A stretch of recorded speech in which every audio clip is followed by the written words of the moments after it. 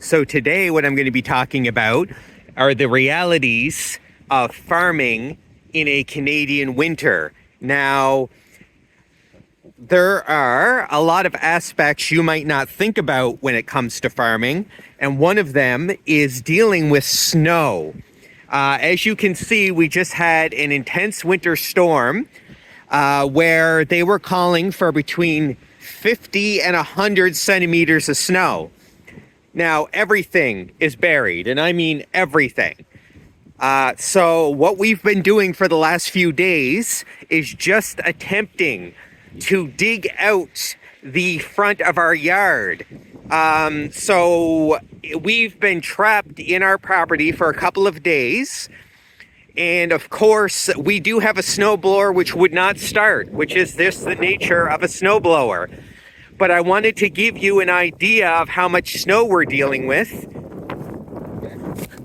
So the snow is about 3 feet, maybe 4 feet deep here at the front of our driveway, which is why we have not been able to go anywhere. There is no way to get out, to get through here. This is a pretty good example, actually. So it's about 2 or 3 feet deep from where the plow has been putting it through. And of course, it's quite a distance that has to be dug out. It's still snowing. It's still blisteringly cold. So if we needed to get hay or that, I mean, of course, you plan ahead for these things. But it's just one of the things that you have to think about when it comes to the animals, because the animals on our property are out quite far back. This is where the water comes from. And the trip to where the animals are, just getting there with the water. So I'm just trying to, this is just getting past the house. And it's just treacherous here. It's about 2 feet on either side of this little trail that we have here. And this was hours and hours of digging. And this is the best part. This is not where the heaviest snow is. And this is just getting to where the animals begin to gather. So when you're thinking about layouts for the house and things like that, this is the wonderful snowblower that refused to start, for the record. Anyway, so when you're thinking about layouts, where things are going to go, think about things like, how easy is it going to be to walk anywhere when 3 feet of snow has fallen overnight? And I mean, granted, this was over about, no, this fell within 24 to 36 hours. This is a Canadian winter. The animals are gathering. Of course, they have plenty of places to get away from the snow. It's not really about them in the snow. It's about getting to them. So, how's this weekend been for you? We're doing a little video on the practicalities of farming in a Canadian winter. And nobody knows better about those practicalities than you this weekend. It's just been crazy, hasn't it? And this is just to get a door open, isn't it? I can't even get the door open. Yeah. This is just like, it's just getting a door open. And this is only the beginning. There's still the trek up the hill, which is a kilometer between here and where the dog is. Well, this is 4-foot fencing. I'm 5'2". Yeah, it's crappy. Yeah. The hardest part, like when you're doing things big, I guess we like to kind of think of some farming practices as not ideal because the animals don't get to come out and whatnot, but kind of like the offset of that is, it's easier for those farmers who do these things commercially to get to them. Like they have those big tractors. Yep. And it's inside, it's always worms and stuff like that. So when you're doing it small scale, it sucks. Yeah. No, absolutely. Like, I made this little trail so that I don't die trying to get hay back. to throw over the fences.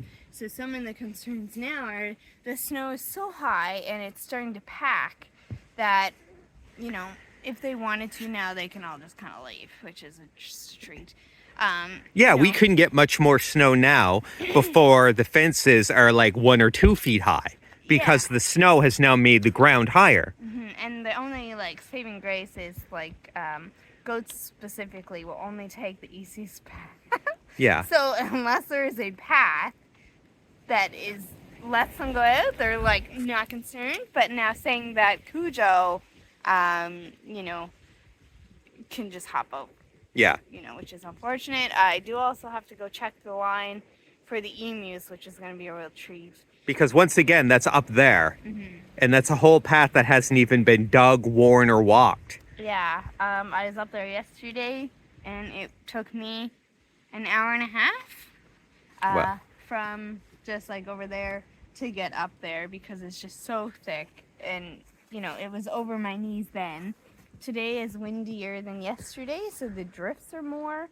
And it's been snowing more. It's been snowing more. It warmed up last night. It's pretty warm today too. So what's underneath is kind of also starting to melt, which, you know, is a concern because then it packs, right? And it builds up. And I don't think this week we see anything of it going to be melting.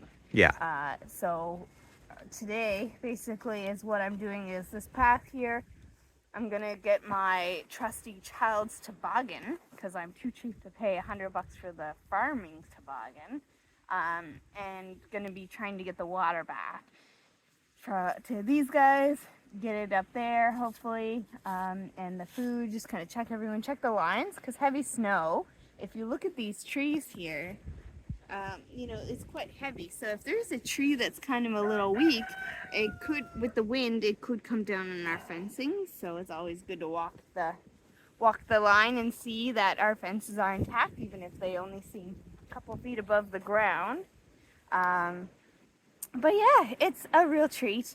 Of course, we also have 2 sheep I'm monitoring who could give birth any time. Well, this is the time they like to give birth. So, But I mean, you brought up a very good point, is that, you know, we do things on a small scale. You try to be as natural and all that as you can. But when it comes to things like snow removal, not having that heavy equipment makes it really tricky. This is really hard to shovel. And even if that that snowblower had been working, it's not going to work in a place like this. It's not going to get through this gate right now. We would still be limited. And that's something to consider on the small scale. How are you going to deal with these natural events? you really have to be willing to go above and beyond. But if you're going to get into farming or homesteading, I think you're already of that mindset to go above and beyond. So, like, at this point, potentially, I will be reaching out to my work and seeing about potentially getting tomorrow off because of the shoveling that I need to do. So, I need to shovel. Their water bin is here. So, it was dug out yesterday. It's filled in. I can't find it. I just know where it is. I have to get to their hay feeder. I have to make the path so that they're willing to, you know, have a way to get around. It's a lot. Yeah. It is a lot. And, you know, sometimes you try to do things cost effectively and, you know, not like our process was to not go in debt for this. So it's paycheck to paycheck is what we do for this. So we don't have that 4-wheeler. Yeah. We don't have it yet. And while that would make it nice, you know, on the priority scale, it kind of went lower. It's getting up there now. Yeah. No, absolutely. Up there. No, this snowstorm, yeah. I mean, it brings to light some of the issues. I mean, we know what a Canadian winter's like. It's no. just, I know. it's just the practicalities of it really shine at times like this. Yeah. And it's just something to be aware of. We have a lot of people on our following us that are interested in homesteading. This is something to think about. If your animals aren't going to practically be at your house, and they never should be, there are reasons you need them farther back. But you got to think, how are you going to get back when there's 3 feet of snow? It's tricky. It really is. And are you willing? Because water, you know, is about £1 per gallon. Yeah.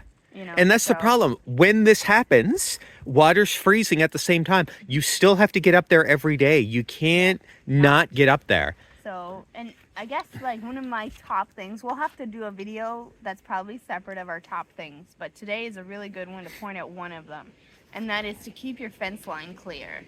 And so if you notice, all of our fence line is very clear. We go around and we chainsaw any trees to kind of eliminate as much as we can of trees falling on our fences. So that is a big one. As you can see, our trees here are pretty way down. So you get some more wind, which we're lucky we're not having a super strong wind, which you normally do. It would take out your fences. And then that's another concern. So one of the things, I guess, is planning it out. And it's really hard. It is really hard. And, we planned out pretty good, but we still have issues. Yeah. Of things that I'm like, well, that's not awesome. Yeah. Like having my barn up there. Yeah. Way up there. Not awesome. But there was reasons we had to have it there. You wanted to keep them away from the neighbors and that. You want their privacy. You want your neighbors to have their privacy. Yeah. There are considerations. Like, it would be great to have the animals right down at the house, but they make noise and the neighbors are down there. And it's all factors to consider. Yeah. Although I cheated, our goats and everyone's down here. So Yeah. only Cujo's up top. And depending on how it is to get up there, once I check the emus, if, she had a ton of water and food up there, I got more to go up. But if she's running really low, I'll probably just bring her down for the night. And then we can work on bringing that up.